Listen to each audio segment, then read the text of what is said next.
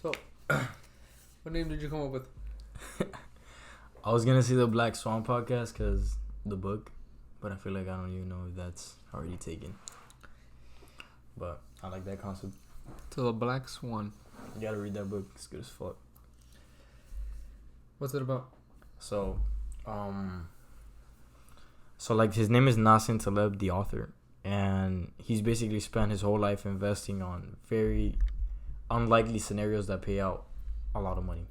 Okay. So he was one of the people who were into like the financial crisis in 2008 because since it was something that was very improbable, he bet on it. So what he does is what's his name again? What is it? Nassim Taleb. Okay. So this is basically his investing strategy. If I bet you every day that I'll bet you $100 that the sun's not gonna come out tomorrow, and if it does come out, I just owe you $1. Would you take that bet? So it's I'm betting. If I lose my bet, I give you $1. But if you win, if I lose the bet, if you win, you get I give you $1. But if I win, you owe me $100. So it's 100 to 1. Yeah, would you take the bet? And it's something that's like very like. Yeah, like is the sun going to come up tomorrow? Obviously. Okay, so would you will take the bet, right? Of course. And it's $1, and you're actually taking a really high risk for that bet.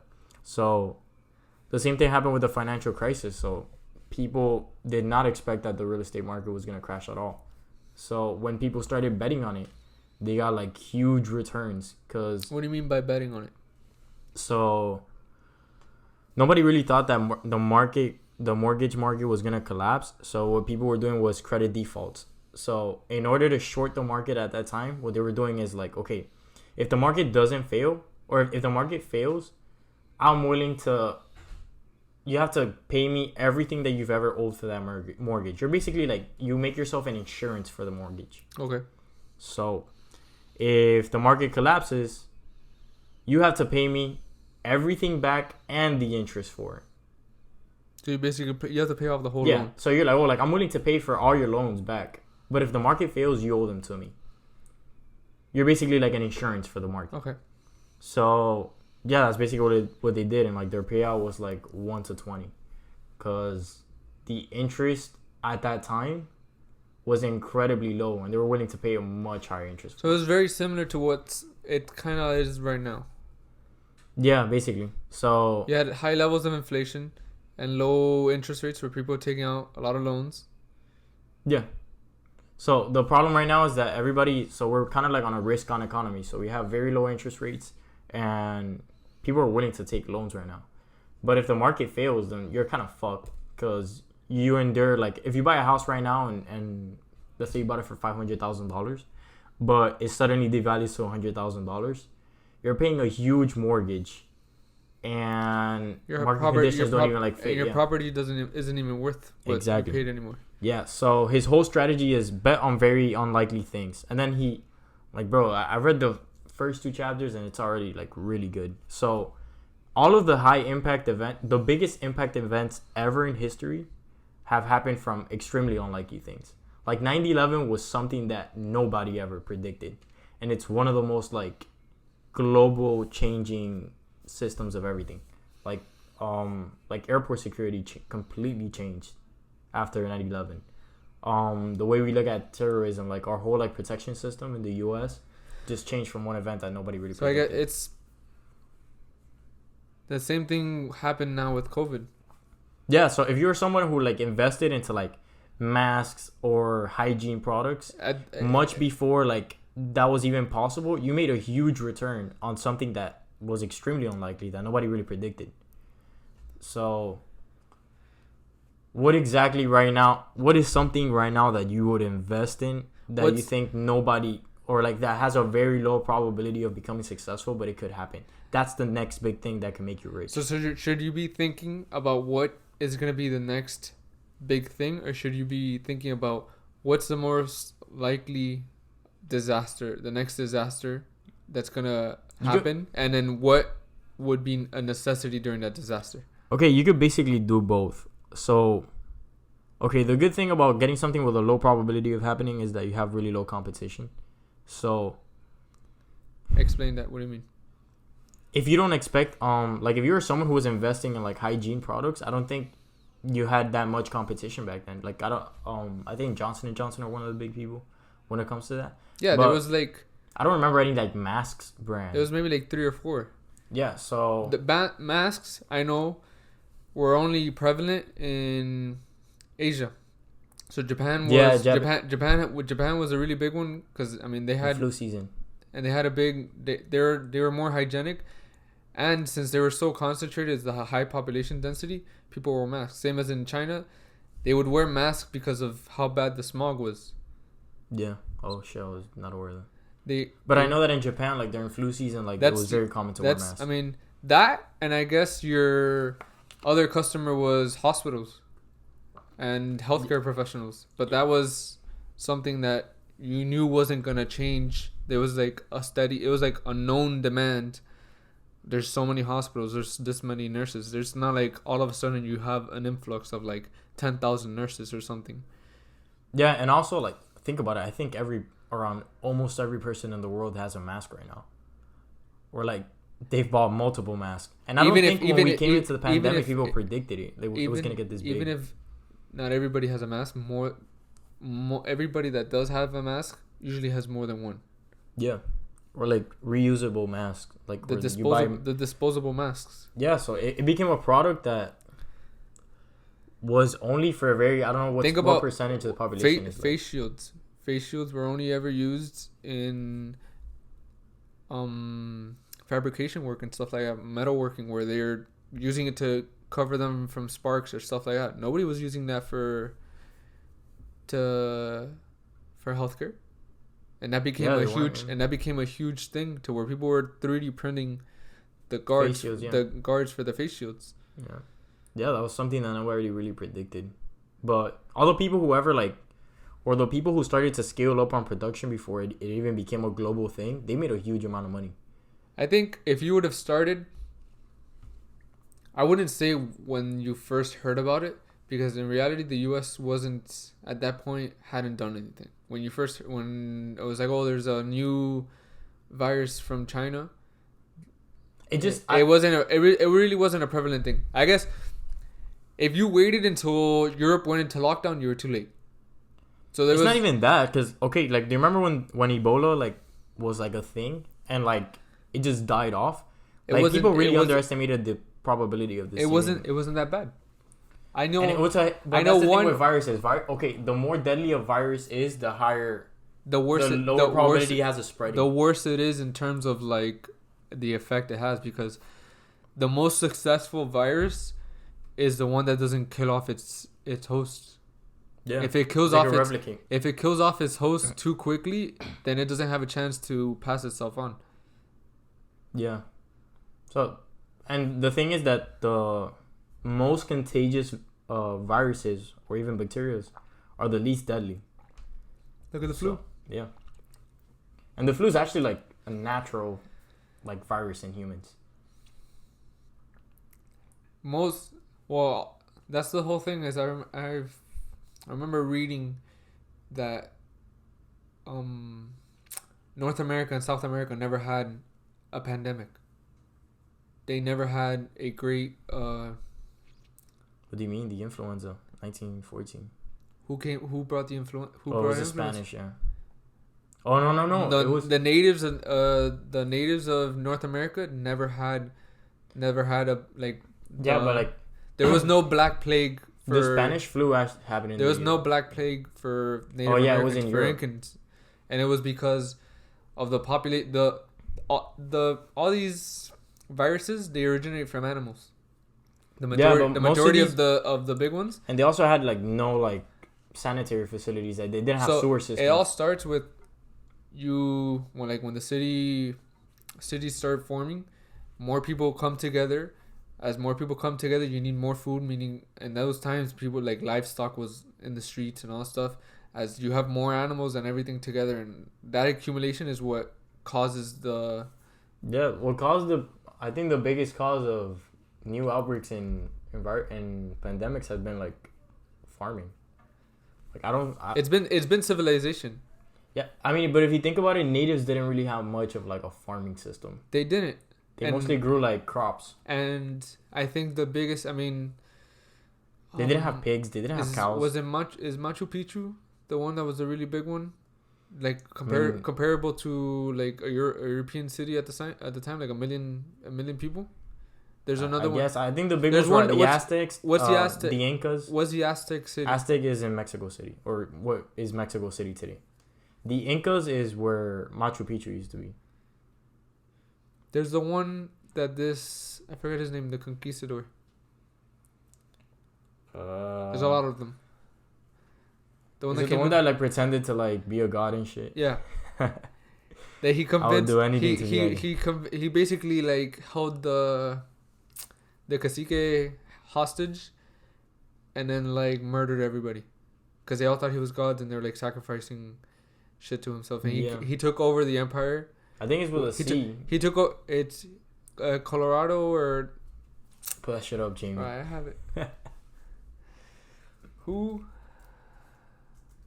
took over the Incans? Well, it was Pizarro. But that's not who I'm thinking about. He wiped out the Inca. How did the Incan... Yeah, it was Pizarro. Oh. Said the Spaniards' skilled manipulation of power played a key role in the... Isn't that what El Dorado's based on? Yeah. So it's conquistador names.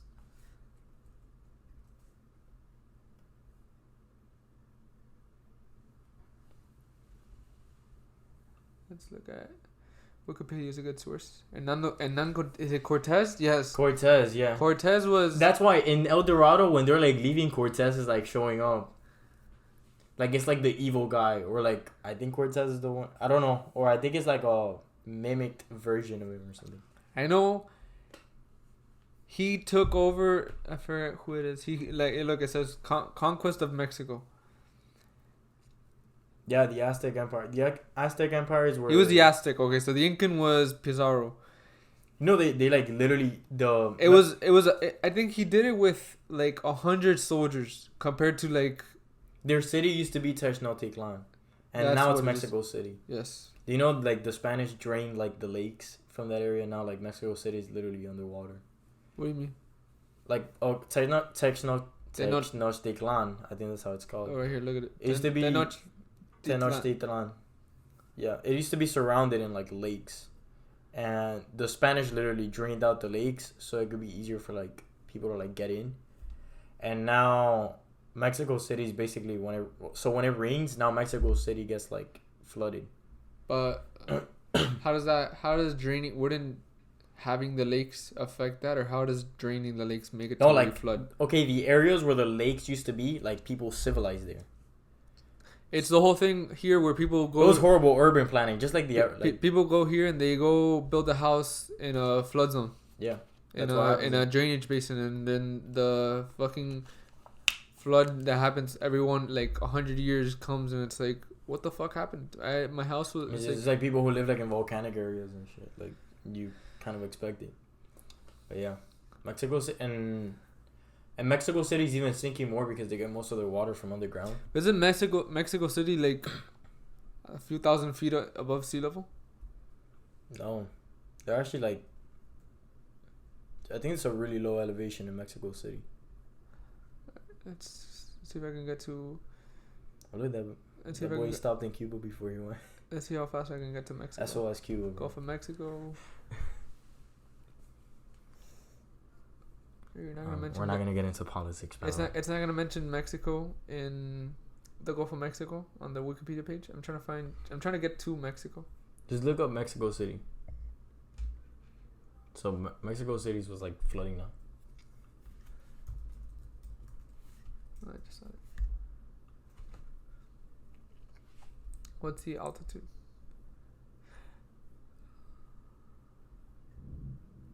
Look, there you go. Founded by Hernan Cortés. And founded by Tenoch as Mexico. Oh, so it's named after that guy. Oh, Tenoch. I didn't. Tenoch or Tenoch? I guess it would be Tenoch. Look him up. Let me see how he looks like. Highest elevation. Look at Pedro. It's The highest elevation is 12,000 feet up. The normal elevation is 7,000 feet up. It's high. It's high up there. Okay, look up Mexico. Wait, let's see what Tenoch look like. This is how a drawing, bro. That dude look like he would be the founder. He does not look like, bro. He looks like a penguin. He was a ruler of the Mexicas, which is the Aztecas. That's where the Mexicas comes.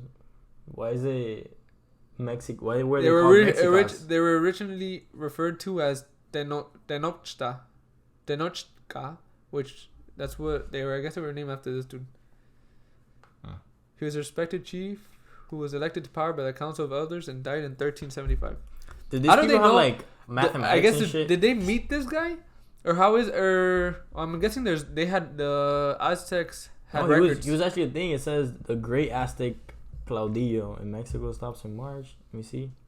He actually did. The Great Tenochtitlan, Lake City. It used to be surrounded by lakes. I was reading about this recently for like a paper. We'll go back to the previous page. Aztec period.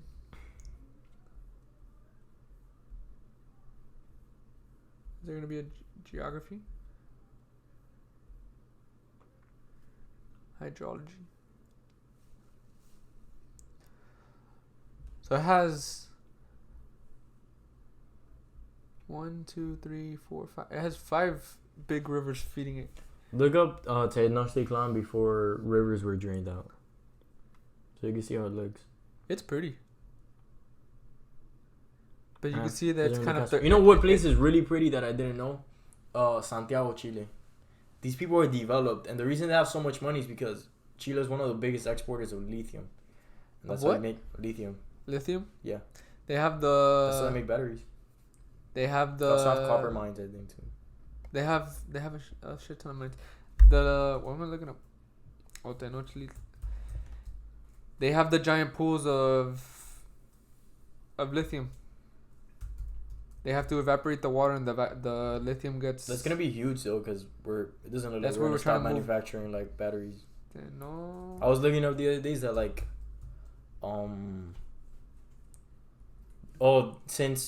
Chile is the biggest, probably the biggest place for venture capital in like South America. So like Latin America is becoming like a really hot place right now for venture capital, and they're calling now like Santiago, Chile, Silicon Valley. Oh, look at it! Look. Yeah, like it used to be surrounded by lakes. I told you, and they like. It was not surrounded by lake. It was literally like the city was inside of. It was literally inside a lake. Yeah, it was an island. And the Spanish literally enslaved all of them, and they drained the. That's lakes. the thing. The one problem with this, I mean, it's very hard to get into the city, but I guess these people didn't know what a siege was. You just block off the entrances and. Yeah, no, but the reason the Spanish drained it was because it was so hard to get inside the city. So it's much easier for them to like bring like goods and shit from the ocean. Or, like, it must have been really. It must have been really pretty. I feel like everything back then was kind of like ugly. I don't know. I'm a huge modern person. I don't like how old. Even though I would like to go to like You imagine though a modern city like this in the middle of water. That'd be pretty cool. But like horrible for transportation and just getting like logistic wise.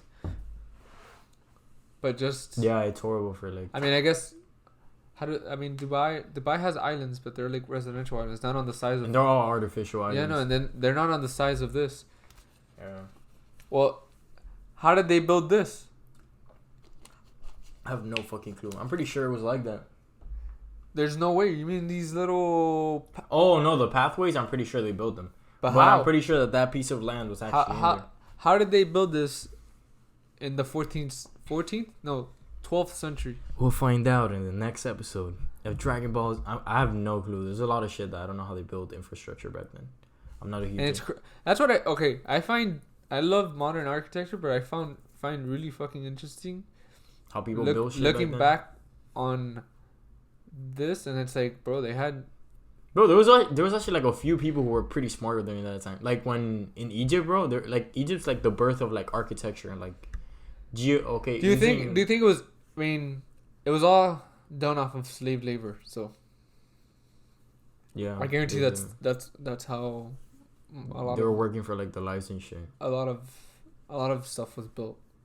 Yeah, but still, it's incredible. I guess you think about it like this. It's like, how long did the pyramids take to get built? They're like 60 years. Yeah, it's insane. So you have to think about it. This wasn't built like, if this was a modern project, you would expect it to be built 20 years max. That's like the current cycle. It depends. Like government projects take forever to build, but like the private it's sector very is so hard. fast. It's very hard to have government projects that are very big, at least in the U.S. because of one thing. It's the elections. So since you change presidents every 4 years or every 8 years. Oh yeah, back then they just had a consistent ruler. If their work was on fucking like, it's everybody was working towards that one thing. And think about it, like pyramids were literally tombs for the fucking kings, so they had to do them before they died. I think some of them. What was the longevity of these people? How old did pharaohs live? Did they like die very young? Isn't it okay? So doesn't it say it in is it Homo Deus or Homo sapiens that the lifespan has always been like. It's been very high, but it's more or less. It's kind of averaged out because of how high infant mortality rates were. So if you had like no, it's people. If you made it past like 2 years old, you're gonna live to like 80. Yeah. Okay, this is current Egypt. I wanna. Have you seen how Egypt looks now? It looks pretty cool. They look like. It's modern. really weird how where the pyramids are. They left like there's a section where the pyramids are. Like this, like you see this. This looks like it's in the desert, and the city's right there. But the city's literally right behind it. Yeah, that's like, what's the capital of Egypt? Oh, Cairo. But the pyramids aren't in Cairo. They're in Giza. At least the big ones. That really looks Egypt. Just look at lifespan of like old pharaohs. Oh no! Oh, there you go. Died young. There you go. It died when they were like 30. Life expectancy for males were 22.5 to 25 years, meaning I would have been dead already. How old did Cleopatra live though? She actually died. I think she died young. Oh no, Caesar was on that died young. Yeah, but you know, because Cleopatra died at 39, bro. Oh god. Yeah, but Caesar died. Those are the best people. Like those are like the healthiest people back then. Caesar died because he had. She died of some condition or like. Caesar died because he had an itch in his back. Yeah, stabbed like a. So she was 30. She was 39. How exactly? She made it. Oh, she was. Oh look! How did Cleopatra die? Facts. Go down. Let me see. Where is it? The second one. She died by anticipating an asp, most likely a viper, to bite her arm. What the fuck? But Plutarch admits that what really took place is known to no one. He says was also known to conceal deadly poison in one of her hair combs and was a fucking poison's crazy, bro. I don't know, but people back then got hella poison. I think that they mentioned that's a fucking weapon of women, cause it's so. We're talking shit. Mark Antony was the one that married her.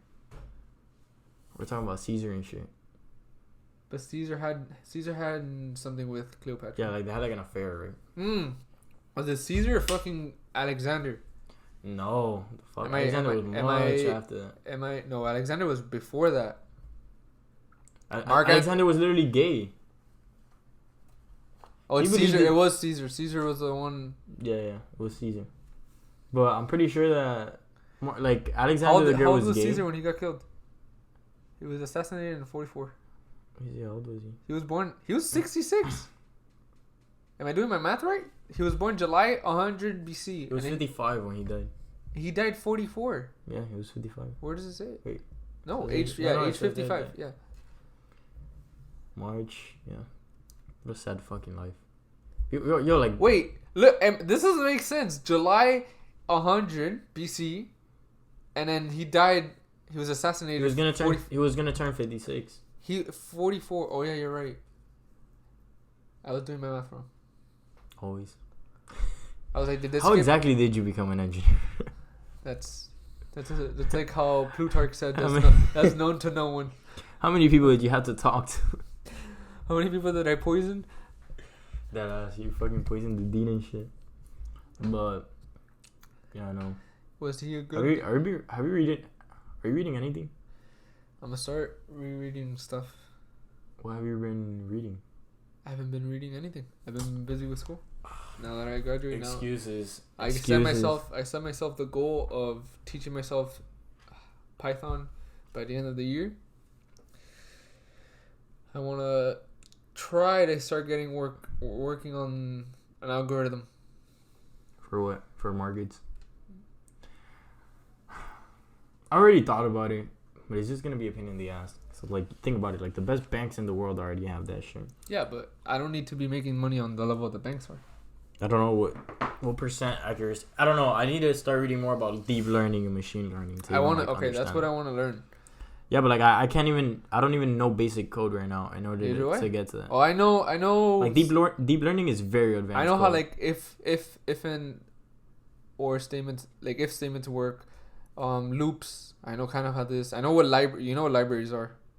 There's like it's a way that you can pull up code from like another file.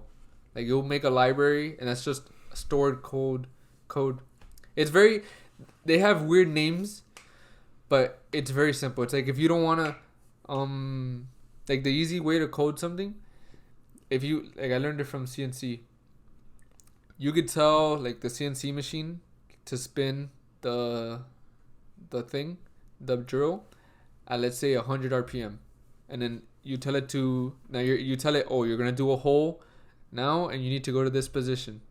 If you make all those commands, I think it's progressive, or that means you don't have to tell it again, spin to 100 RPM, and then you're going to make a hole. You just tell it the next position, and it'll make a hole, the next position, and it'll make a hole.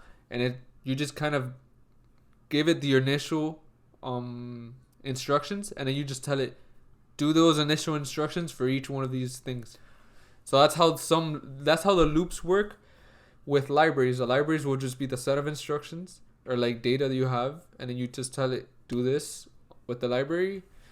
How would you do that with like financial markets though? Because financial markets can somewhat be affected by like news. How do you link a computer? At that point, I don't know how that's linked, because that would just be. I think the best thing that you could do is either like make some sort of algorithm that trades in very, very small time frames, so you can get as many trades as you can. You just want it to win. You just want it to buy when it's going down and then sell when it's going up. But you just want to. I mean, I heard that people. The thing is, like, what if the computer enters a trade that's exactly at the highest point and it never goes up again? Your computer's basically just going to be there like forever. What do you mean it's going to be there forever? So let's say price hit like $500 or something like that, and it never goes down past ever. Is the computer just gonna hold that position? But you would tell it to okay, then you would have to train it how to short. Okay, but you're saying you're gonna design some sort of algorithm that can like buy and sell. Okay, sell when it's high, buy when it's low. You just tell it to. You want it to just buy at the dips and sell at peaks.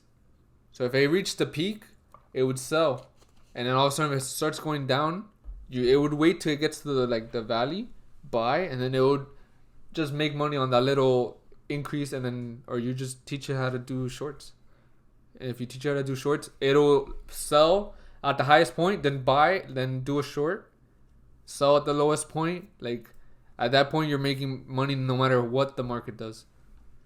I mean, I guess, but like, you just need. Okay, well, the good thing about computers is that they're really fast. Okay, you have to be able to like either super leverage a position and not pay that much of a commission on it. Because if you're just getting like short-term market fluctuations, then yeah, you can make money. But if your commissions are higher than how much you're making, then you're not. Well, if you're getting charged a flat, I mean, wouldn't want to be someone. The thing is that you don't get charged on flat. You get charged on market liquidity. So how many people are willing to buy at a certain price? So if you buy at a point of the day that is very low in liquidity, so if you're gonna enter the market right now, like a globe, like the foreign exchange market, there's not enough liquidity right now. There's not that many people who are buying and selling right now. Therefore, you're gonna pay a really high commission or a high like spread. What do you think about Robinhood? The IPO? No, Robinhood as the company I think they're In bullshit. general. They're like, it's a really smart model. They basically sell your data for. What do you mean they sell your data? Robinhood has like affiliations with like I think Citibank and a bunch of other fucking companies or like trading firms. I think Goldman Sachs also has a contract with them. So what they do is like you get free you get commission free trades.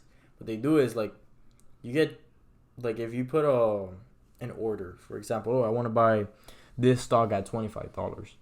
You can't really buy it at $25. They're gonna give it to you at whatever price they want. And the fact that you put that order, they already sold your data that you're gonna buy that. And what they do is that the big funds basically buy first than you do, and you get a shittier price. That's why most people enter their positions in like Robinhood negative. What do you mean negative? They buy before they would know. Yeah, so let's say there's 100 people who want to buy this certain stock at a certain price. That data is already being transferred to like these firms. So they know that people are willing to buy at that price. So what they do is these people have like brokers and analysts. Like they have the best way to like even get shares in a company. They buy at a cheaper price than you. And they get even like bundled in. It's the whole thing. Wall Street, they literally have direct fiber lines. They'll try to like the closer the building is to wherever the database is, they'll have that much more of an advantage. Yeah, because it's also very like automated. At that point, no, I saw brokers. They literally don't do anything. They're watching computer screens, making sure that the computer, like there's no error popping up. But they're not doing trades. They're not doing anything. If you look at a trading firm like from 20 years ago to now, it's literally like empty now. Everything is computerized. Yeah. So there's I don't know if it was a company or who it is that they were doing it, that they had equalized the trades in a way to where they have literally 100 miles of just fiber optic cable. So the data comes in the internet or whatever. It goes and it just goes into a giant loop. And all it is just adding distance so that everybody is fair from that thing. The thing that I find right now with the market is like there's so many people who are willing to invest right now, and there's not that many things to invest in. So let me explain that. Like the next big thing is gonna be something that no one really knows about. Like the next Google, when Google came out, nobody really expected Google to get this big. When Tesla started, nobody really expected it to get this big. So the next big thing is gonna be something that's like very small right now, and the problem is that these big ass companies keep buying all the small companies, and they're like distributing their money through those companies. So, like look at a company like Ring. Like Ring makes like security hardware and shit. They went on Shark Tank. Yeah, and they didn't get. Yeah, they failed miserably. They didn't get purchased. Yeah, and Amazon bought them for $300 million. So if you want to buy Ring stock, you buy it through Amazon, because Amazon owns Ring. So you can't directly buy Ring stock. Yeah, like the next big things have to be like, it's so hard to make money on anything that's new because these companies are there first. And it's like they've kind of like monopolized it. And it's like, let's say that company blows up, it won't really make that big of a difference, because if the parent company will have all the funds distributed, them going up will just mean that it's a slight increase. Yeah, it's a pain in the ass. And like, so now there's a lot of people who are willing to like invest in a bunch of shit, but like, you know, like even people who got like their stimulus checks, like they're all like willing to put it back in the market. And the thing is that nobody's gonna beat Wall Street. Like they're so good at this. Like they're so good at basically getting the money off of like broke people. So I think if you have a lot of money, or you have a certain amount of money right now, it's much more important if you invest into like startups, or if you actually like build something on your own. Because we have a lot of people who are willing to invest, but we don't have that many builders. What do you mean by builders? So I think we've kind of like plateaued when it comes to like development. So what do you mean by builders? You mean like people who are willing to like create new like technology, basically like inventors. Yeah, but like, so for example, technology wise, the most we've advanced in the past 30 years have just been computing power. Like we've put so much money into the digital technology and creating like making code, making machine learning, the internet, all of these things. It hasn't been tangible, like. It's been like nearly exponential, like yeah, like. But it hasn't been. It's all been expanding computer power so we can do other things, but. Yeah, but okay, when it comes to something like like the energy sector or infrastructure or the way we manufacture steel, infrastructure hasn't changed in like the last 50 years. It hasn't, and there's no people who are like. Nobody's investing. Yeah, nobody's invested in there. All of the money goes into like tech. So, yeah, like our computer screens are very modern and they have incredible displays, but all of our surroundings are actually like 80 years old. Like buildings are 80 years old. The way we manufacture steel is super inefficient, and we haven't even worked on it. The way we make concrete, mining, like all of these things are so old, and nobody's like actually putting any money into this. And it's really hard because it takes a lot of money to, like, if you want to start your own like software company, you want to make an app, it doesn't really take that much investment capital, and you don't need that many people who are running the company. Like that's why, like people like Bill Gates, all these people made so much money because like, you could teach it yourself, but you can't teach yourself how to develop a new type of concrete. It takes a lot of like research. It also takes people. That takes a lot of brain power. Yeah, I've kind of realized this though. Like the reason like Bill Gates, Jeff Bezos, the co-founders of Google and YouTube, like they made so much money because they created a platform that everybody uses, and they basically had like 5 employees like running it. Okay, so if you think about it, whoever developed, who is it that developed Google? Larry Page, I think. Yeah, he didn't create anything. He just created a way to make. He was the one that created the interface, I think, for internet. Right? But no, I don't know. He didn't create anything. He just created a way for you to find other things accessible. He connected things is what he did. Because if you think about what does Google, I mean now. Yeah, the creator of Google is Larry Page and Sergey Brin. Now Google's in a bunch of shit, but Google 15 years ago it was a web browser. I mean, I remember like in 2008 people would still use Yahoo. It was the whole thing like of Bing versus Google. Yeah, and like Google hadn't gone into like anything else. They hadn't like become like a big ass company as they are now. I mean, and also in look at web browsers, bro. Even Google Chrome and like Safari are like the most. Amazon's another one. Amazon doesn't produce anything. They're basically a platform. It's a platform. So the last like great revolution that there's been was not a revolution of like a new thing. It's just taking away the middleman. It was a way to connect the world. That happened with Airbnb too.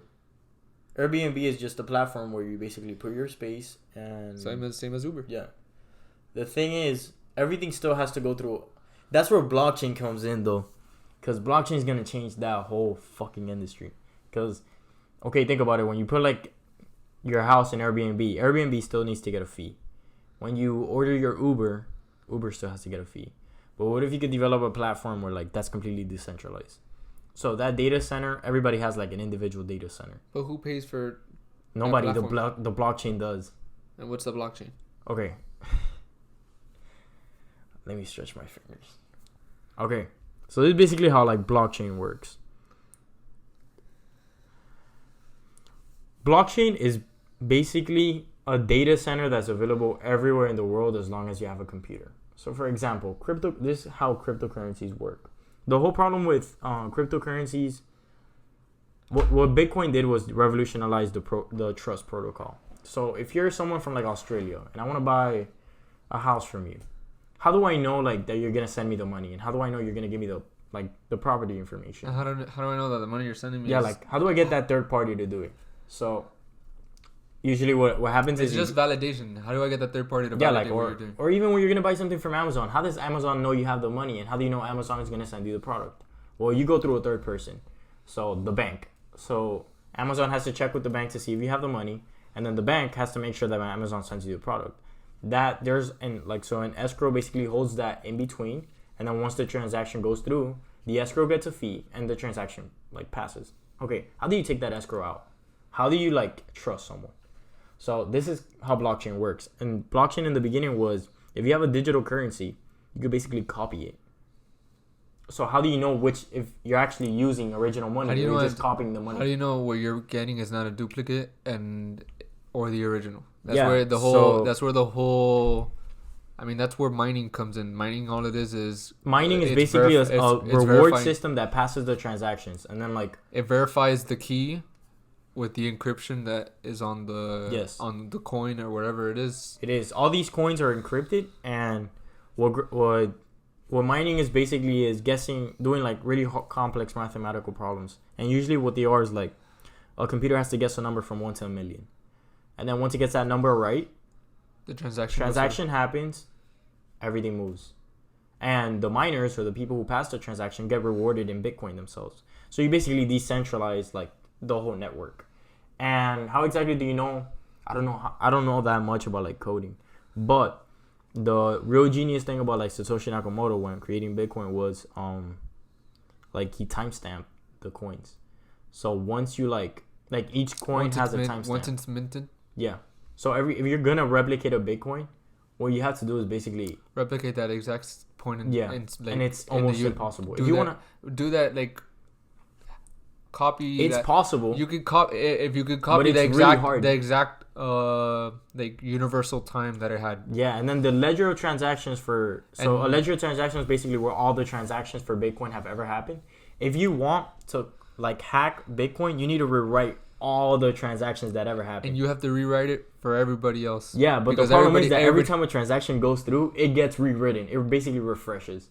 So you have to be like, we don't even have the computing power to do It's impossible. So the older the network is, the more reliable it is. The more secure. So Bitcoin and Ethereum are probably the most reliable cryptocurrencies. I think going forward, Ethereum might It come might out. because it's still more. It could actually be regulated because we don't really know. And also, Bitcoin is very old, so mining Bitcoin is very energy consuming. While Ethereum could kind of be like modernized. And to that's the some thing. extent. We've moved away already from mining Ethereum.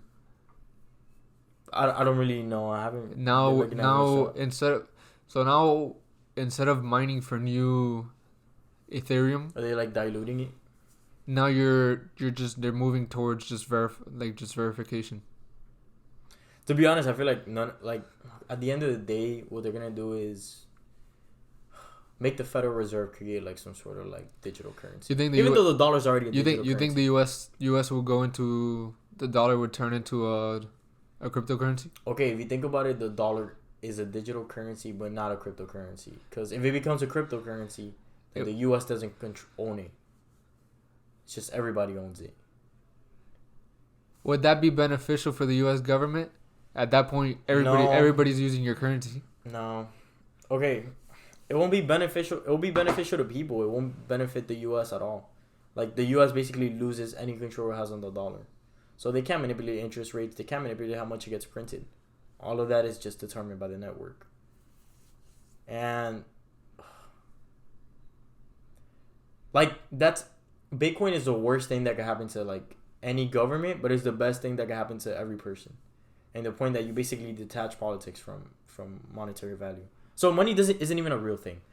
Let me explain what I mean by that. I mean, you just can't throw that out there like that. Okay, so money is basically a piece of paper. However, like obviously good job there, Captain Obvious. Yeah, but like we give value to money. I'll throw you one better. It's a piece of cotton. Actually, yeah, I think it's mostly meant at a cotton. But the thing with money is basically a third party for interchanging value. So you have if you go back to the before there was paper money, things were. How's it called when you basically trade on like bartering? Bartering. Yeah, it was basically a way to get. Well, you go back to gold. Gold had a value that was traded for goods. Before that, people would trade goods for other goods. So it's the same thing as when you're in school, and let's say you wanted somebody else's lunch, you would offer them something from your lunch. Now that's the thing. What if that person doesn't want something? It's very inconvenient. Now let's say you want to get somebody's pizza and you're trading them your pudding, but that person doesn't want pudding. They want a banana. Now you would have to go trade your pudding for a banana and then trade that banana to this. So money comes in as a way to get rid of that. You get rid of the inconvenience. So now you trade your pudding for the gold, let's say for the quarter, that quarter, then you could use it to trade for the pizza. Yeah. And then trading, you're putting for the quarter, selling your thing, because somebody's gonna have that quarter, and it's gonna buy. It's funny, like the value of things actually, like it's a like general, like it's not something that's like established by society. It's mostly like it's people think, this is how much people set the value of things. Yeah. So if you look at like prison economies, that's how I've never looked at prison economies. Sorry. That's how they do stuff. Where they trade with cigarettes or like stamps or stuff like that. It's all based off of bartering, but they'll transition to like, all right, we're using cigarettes as one cigarette is worth 3 packs of ramen, type thing. Is it really though? I would trade a cigarette for a pack of. Or I'm kidding. I don't know what the exchange rate for cigarettes is. I'll tell you there. I don't know, but you're literally killing yourself. Yeah, I'm gonna start this point, podcast by at that point, banishing. If you have a life sentence, you just wanna, you're trying to finish your sentence faster in a way. Than us. You think that's why? You think that's why they trade cigarettes? Yeah, but so I'm guessing. So then they got rid of gold because nobody's gonna be carrying around fucking sack of coins. Yeah. So they traded to paper, and then from paper we went to credit cards. Was it FDR that banned the gold standard for like currencies? I don't know. I don't remember. When you think about it, gold doesn't really have any value. It doesn't. It's just that it's a limited asset. But in reality, there's way less more limited things. There's things that are rarer than gold that isn't used as money. Because it's really hard to mine it. Gold was just rare enough. Yeah, where you could use like gold doesn't really have any. And it had good elemental properties in the sense that it didn't. It's a good conductor, I guess. No, it was stable. All it is, it was stable. Why didn't silver become more? I think it was just because it was. Isn't silver like weaker? More abundant. It's just more abundant. Yeah. So, but right now, like the value of money comes from the reputation of the country that represents the. So, the value of the U.S. dollar is basically the American economy. The value of the euro. At this point, it's not paper money now. It's just. Yeah. So what if like, so the whole point of blockchain is like, you have a fucking crisis in the U.S. and you have $1 million and. Now your $1 million is not worth nothing. Then like, what are you gonna do about it? Meanwhile, like, the value of blockchain is the internet, and we value the internet more than anything. We always want to have the internet on. So what better platform to put value in than the internet? Most people, I think if like the U.S. was to like, oh no, we're gonna change your name to like, I don't know, some like weird name of a country, or like the U.S. splits in half. People still want Wi-Fi. Conglomerate of states. Yeah, people are still gonna want like Wi-Fi. Like we're so addicted to like the internet. It's insane.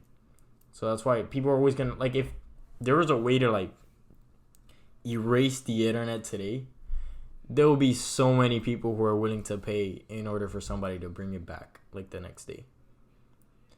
Meanwhile, if China was to like decompose, people would not think about it like this: how pissed are you when you don't have Wi-Fi? Exactly.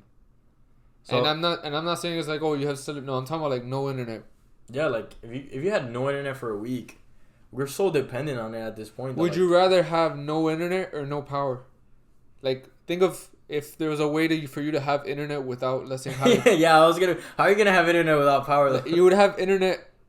Let's say, by saying internet, let's say you have cellular data and your phone has infinite battery, but your power went out. You're fine. You can live without power. And you can always find a way, like, through your phone to get power. If there was no internet at all... Because that's the thing. At this point, we're so used to being, like, easily accessible with everybody else. They go back to, like, 20 years ago. A hurricane came. You didn't know what the fuck happened to your next door. Like, your... Not next door neighbor. You're, like, 3 blocks down if you didn't go down. You didn't know if he got crushed by a car or something. Yeah. Yeah, we have a huge dependency on the internet. Also, like, the whole economy runs on the internet. So that's the other thing. I mean, I guess that's banking. I guess that's how much money. How do you know how much money you have in the bank account? Just check your phone. What happens if they hack your bank account? Yeah, you find out through your phone. No, that's the thing. Oh. Let's say That's why I was. Like in a hypothetical I was world, gonna transition into that. That's why cybersecurity is so like such a big deal. Starbucks security. Cybersecurity. I'm pretty sure Starbucks. Not where they were protecting coffee like this. I'm pretty sure they take their security pretty serious. But cybersecurity, if you have cyber attacks to where they literally hack your system and let's say they erase everybody's bank data. Yeah, that's insane. You're fucked. Yeah, especially if you have a lot of money. Broke people don't really care. All of a sudden, it's like, okay. You know, that's something that annoys the fuck out of me. When broke people start saying, like, oh, the government's watching. Like, bro, like, nobody's trying to hack your, like, $200 account. People don't even understand. They're like, oh, no, the government has, like, they could do it. It's like, they don't really understand what it would take to watch everybody. Like, try to watch one person. Yeah, it's insane. It's really hard. That's why everybody's getting vaccinated. I'm kidding. I'm not anti-vax. I'm sorry. So people are like, and that's the other thing. It's like, what? I mean, if you want to know what people are interested in, you can just hack the data centers and Silicon Valley. That's all it is. Yeah. You don't want to know. People are like, oh no, people are watching me on like my laptop and like it's like nobody's fucking watching. You know what is more important than what the fuck you're doing day to day is your shopping habits. All your fucking thing that the companies use your data for our marketing to be able to like price airplane tickets and all that stuff. It's like all that's what they're trying to get. They don't. You're the one that told me that airplane tickets are AI controlled. Yeah. So there was a point that like airplane tickets were nobody was buying. It was during with COVID, so nobody was flying. That's a huge problem with. Nobody was flying, so the algorithm kept dropping the price. But I got to the point that. This didn't make sense. It's what you had asked me. It was like, how do you make the algorithm, an algorithm that knows like the news? Look, there you go. That was a perfect example of one that didn't know the news. A human had to step in and be like, all right, no, this is something that's like extremely out of the ordinary. We're not like the cost of flying. Did the AI actually figure it out? No. Oh, they turned off They turned off the AI. Like they stopped letting it do the thing and they set the price at a normal price because that's the thing. It's not like if nobody's flying, it costs $0 to fly. No, the airline still has to pay for fuel. It still has to pay the fees for when it flies. The price that they were giving basically made like zero profit. It was negative profit. That's kind of like when oil was negative, like when COVID started. It was negative profit. At that point, nobody's flying, but you'll still lose money. There's still people that are gonna purchase that flight. Makes sense. I don't really know that much about AI, but what's the difference between deep learning and machine learning? I have no idea. I don't know. I have to like start reading. That's something. They have some really good books on Oxford. That's something I want to look into. Yeah, I'm gonna start reading books and shit for like the podcast. But right now I'm reading like 6 books right now. What are you reading right now? Okay, I'm reading The Tipping Point by Malcolm Gladwell. It's like the problem is I'm reading all of them at the same time, so I'm like halfway through like in each of them. So The Tipping Point by Malcolm Gladwell, Simply Complexity. Who's that one by? Simply Complexity. I don't remember, but he's a professor from UM. I can't tell you his name right now. Is it a textbook or is it a? Like, it's kind of a textbook. It's not really a textbook. He read it in a very like engaging way. Like, okay. I want people to be like invested into like Simply Complexity, and that's actually my favorite book right now. But the other one is The Black Swan, Art of a Superior Man. Don't read it. It's a fucking self-help book. I thought it was gonna be better. Which one? The Art of a Superior Man.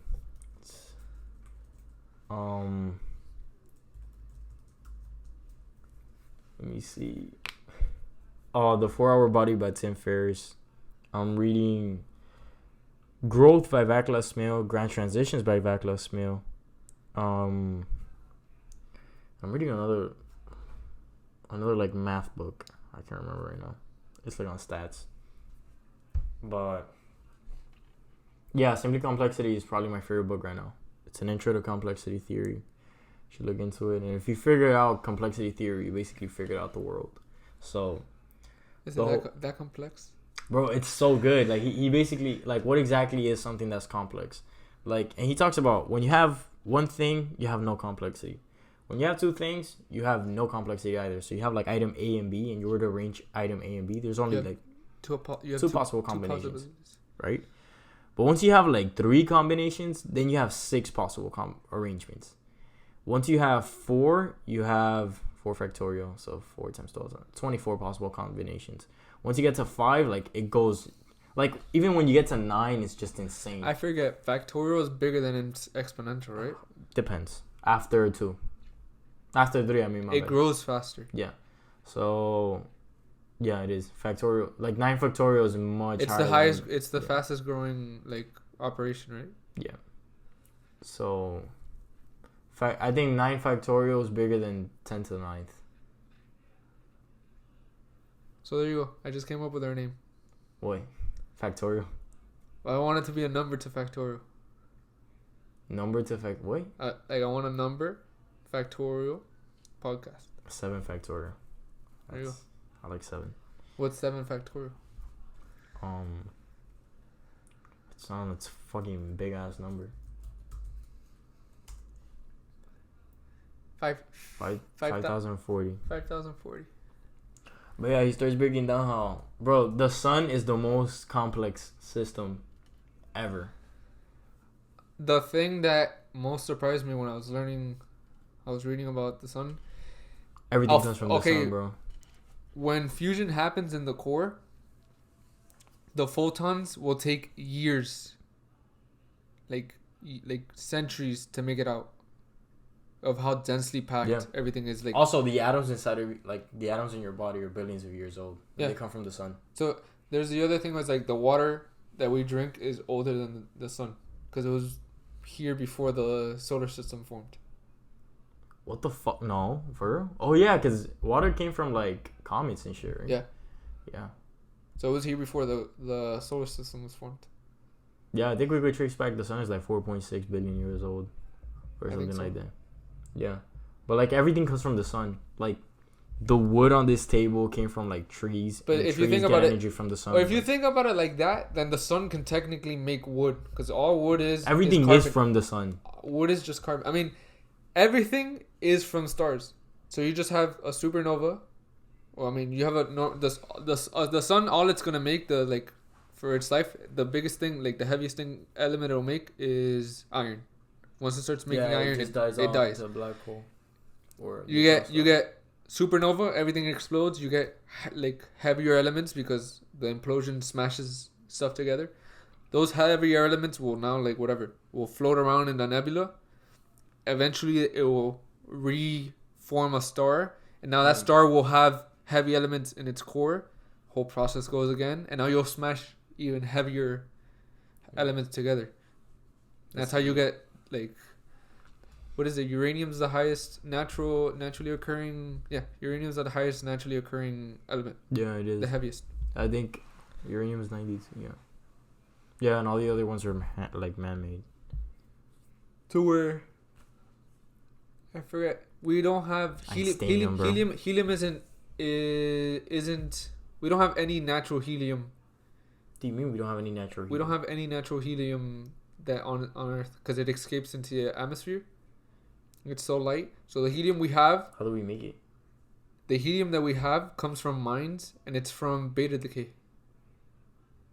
So when uranium or other things decay, it releases beta. Beta particles just. Is helium expensive? No, not beta decay. Not beta decay. Alpha decay. Alpha particles are just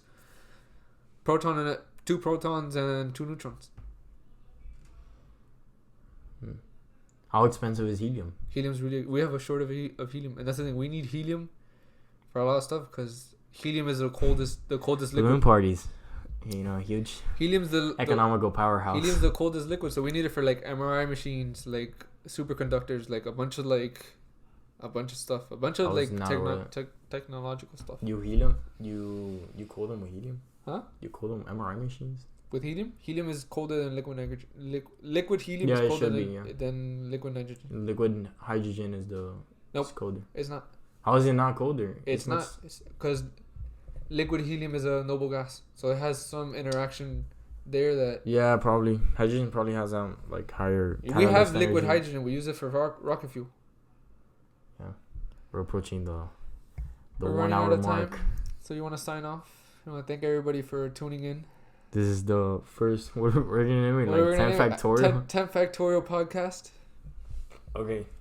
I like it. So, All right. say we hit the 1 hour mark. Thank you for listening to the first episode of 10 Factorial Podcast. Goodbye.